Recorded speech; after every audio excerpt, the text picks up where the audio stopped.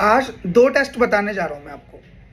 अगर ये दो टेस्ट आपको पता है और इसके बारे में आपको आज नॉलेज हो जाती है, तो अपने घर में साथ ही आपके आस पड़ोस में जो भी हैं उनकी आप जान बचा सकते हो। किस चीज़ से? उनकी किडनी फेलियर होने से बचा सकते हो, उनको स्ट्रोक होने से बचा सकते हो, उनको हार्ट अटैक होने से बचा सकते हो। मेनली क्या होता है, जब भी आप नॉर्मल अपने आसपास के डॉक्टर के पास जाओगे, अगर आपको बीपी हो रहा है, आपको बहुत दिनों से सर दर्द है, अगर आपको ब्लड प्रेशर ज़्यादा रहता है, अगर आपको कोई भी दिक्कत होती है, किडनी में भी फ्लक्चुएशंस हो रही हैं, तो वो ज़्यादातर क्या करेंगे, या तो वो आपका लिपिड टेस्ट करवाते हैं। लिपिड में देखते हैं हाँ भाई कौन सा एलडीएल बढ़ रहा है, एचडीएल बढ़ रहा है, टोटल कोलेस्ट्रॉल बढ़ रहा है, या केएफटी में यूरिया, यूरिक एसिड और क्रिएटिनिन पे फोकस करते हैं। बट ये दो टेस्ट ऐसे हैं जो ज़्यादातर डॉक्टर करवाते ही नहीं हैं और यहीं से ही गड़बड़ चालू होती है। अगर ये दो टेस्ट आप पहले करवा लेते हो तो आप बहुत सारी कंडीशन से पहले ही बच जाओगे। मतलब कि अगर आपने ये टेस्ट पहले करवा लिया तो आपको पता लग जाएगा कि आपको हार्ट अटैक आने वाला रिस्क कितना है, आपको कहीं ब्रेन में स्ट्रोक थक्के तो नहीं जमने वाले, आपकी किडनी कहीं फेल तो नहीं होने वाली, क्रिएटिनिन लेवल बढ़ने तो नहीं वाला। तो दो टेस्ट है। पहला टेस्ट है होमोसिस्टिन। अब होमोसिस्टिन क्या होता है कि होमोसिस्टिन एक तरीके का अमीनो एसिड प्रोडक्ट होता है हमारे लिए, ठीक है, जिसकी हम नॉर्मल रेंज की अगर बात करें ब्लड में 5 से 15 माइक्रोमोल पर लीटर होना चाहिए। इसकी नॉर्मल रेंज ये है। अब हम ये कब कब करवाते हैं?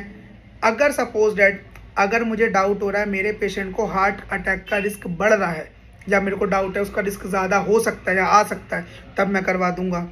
मुझे लग रहा है मेरे पेशेंट का सर में दर्द रहता है, सारी रिपोर्ट नॉर्मल आ रही है, बट स्ट्रोक के चांस लग रहे हैं, मैं तब उसको करवाऊंगा। आप भी करवा सकते हो, ये करवा के देखना चाहिए।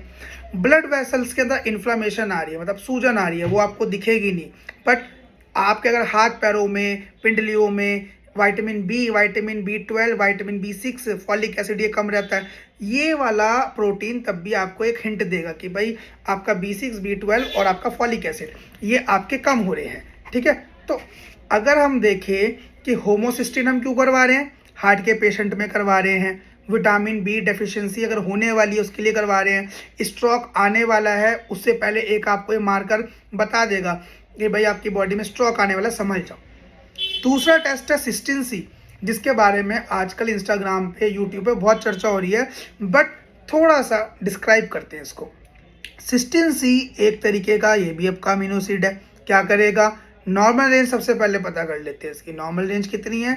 0.6 से 1.2 मिलीग्राम पर लीटर, ये नॉर्मल रिपोर्ट आपको दिखेगी, नॉर्मल रेंज दिखेगी।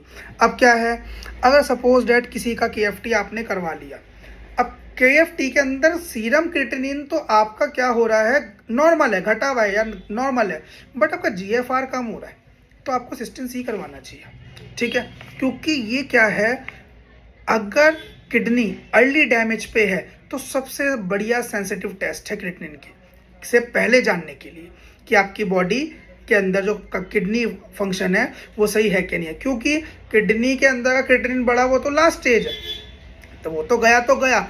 अगर उससे पहले आप सिस्टीन सी का पता कर लेते हो तो समझ लो आप उस पेशेंट की जान बचा दोगे। डायलिसिस रुक सकती है, क्योंकि बहुत सारी ऐसी पैथियाँ हैं, होम्योपैथी आयुर्वेदिक है, जिसके अंदर फिर ये रिवर्सिबल हो सकता है। दावा नहीं है बट हो सकता है, चांसेस टू बी मोर। तो अगर आप सिस्टीन सी कब कब करवाएंगे, क्रिएटिनिन नॉर्मल कब है या बढ़ रहा है या किडनी डिजीज़ का शक जा रहा है उस केस में करवाएंगे। डायबिटिक किडनी, अगर किसी को डायबिटीज़ है और किडनी का इशू हो रहा है, डायबिटिक न्यूरोपैथी बोलते हैं मेडिकल में इसको, तब करवाएंगे। हाइपरटेंशन ज़्यादा रहता है तब करवाएंगे।